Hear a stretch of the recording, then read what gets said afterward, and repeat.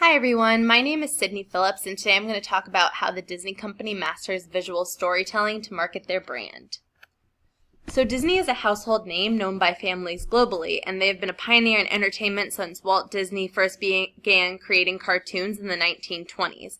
He's famously known for the creation of Mickey Mouse in Disneyland, and he has built an empire that touches people's hearts every day. Walt Disney was a very clever businessman, a creative leader, and an expert storyteller, and he used many different visual techniques to grow the popularity of the brand, but has always had a creative way to cover the details by using visual perception and letting the story shine through.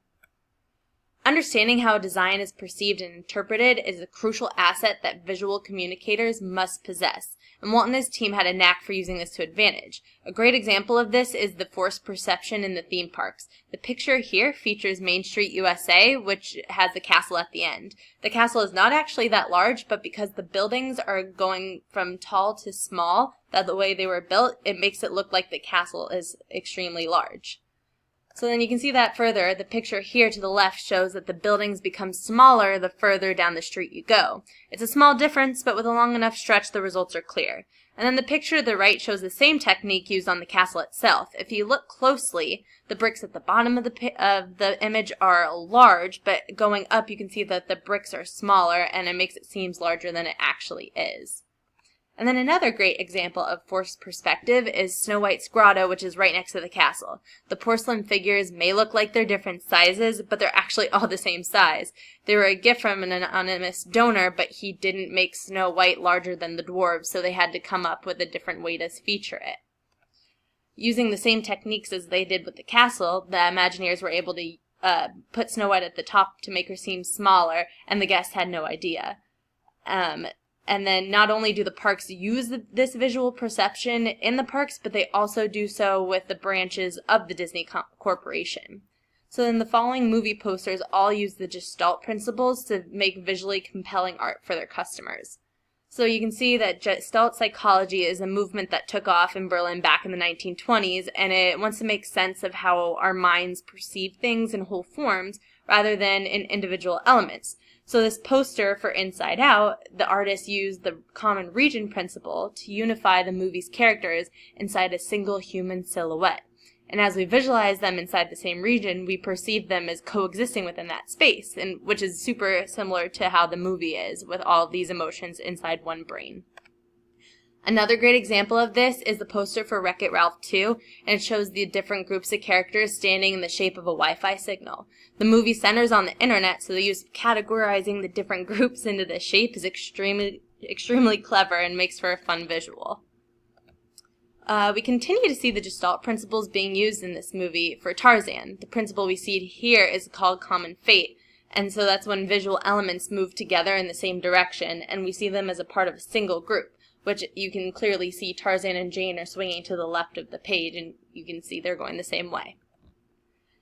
Disney's digital media also uses the Gestalt principles.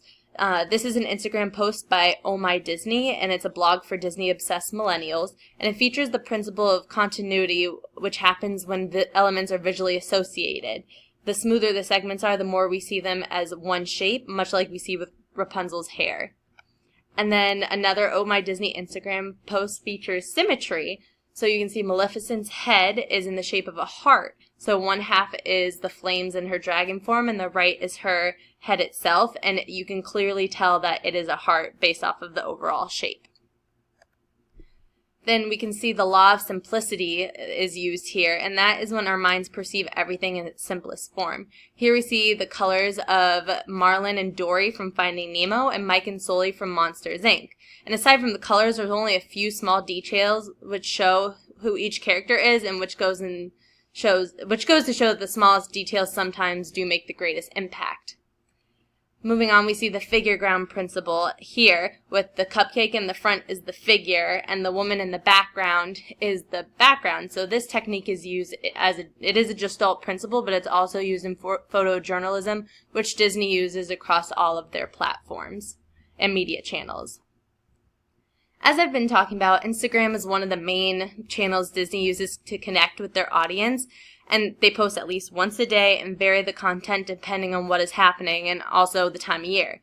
So this screen grab is showing the mastery of visual storytelling by combining multiple images and videos to create a Halloween poster that uses Instagram's format to help them with proximity, which is when we perceive elements as belonging to the same group if they are laid out close together. Disney is also known for their bright and magical color schemes, and their marketing team also incorporates these. They use web color design theory into their social pages, and it's easy to see that when you look through their Facebook albums. As you see here, during the summer they showcase a triadic color scheme, and that is the most basic and balanced of the three color schemes. It uses vibrancy and complementation for that bright summer feeling. As though when it shifts to the fall, Disneyland uses their Halloween decorations and features that on their social media pages. Here you can see they use the analogous color scheme that features different shades of purple, and the scheme highlights the vibrancy of the colors chosen and gives off an extremely spooky vibe. And then the last bit of visual storytelling I want to show is the Disneyland map. This is perhaps one of the most important pieces of data Disney park goers need to possess when they go.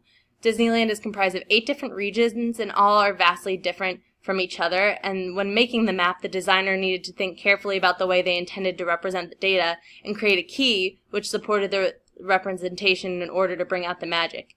Here we can see that the key is color coordinated and easily see that the attractions correspond with the land. Overall, it's a cohesive piece of art that intertwines each land together to give the viewer an easy way to navigate the park. So the Disney company is mainly aimed at children and families, and by using all of these techniques to help tell the story, it keeps Disney at the forefront of the entertainment pack. From gestalt to data visualization, visual storytelling is a crucial element of making the Disney magic.